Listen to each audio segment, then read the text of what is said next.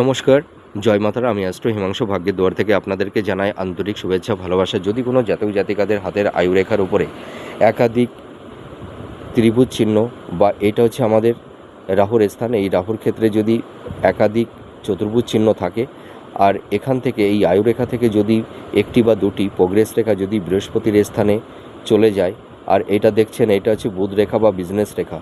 আয়ুরেখা থেকে যদি কোনো বিজনেস রেখা বা বুধ রেখা যদি বুধের ক্ষেত্রে যায় এবং এই বুধ রেখার সঙ্গে যদি এই কেতুর স্থানে এই ধরনের একটা চতুর্ভুজ চিহ্ন তৈরি হয়, আপনারা দেখুন, আমি অনেকগুলো রেখা আপনাদেরকে দেখালাম, আপনারা এখান থেকে দুটি পোর্শান মিলাবেন।